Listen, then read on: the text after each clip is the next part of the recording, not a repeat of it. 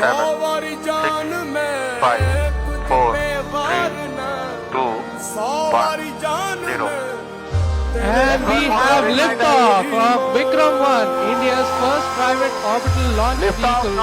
And we have great views coming from there is in this photography. विक्रम-1 ने अपनी उड़ान भरी, प्रथम चरण का प्रज्वलन प्रारंभ हुआ। विक्रम-1 ने प्रक्षेपण पथ को लांघकर आकाश को भेदने का निर्णय ले लिया है, एक ब्रह्मास्त्र की तरह।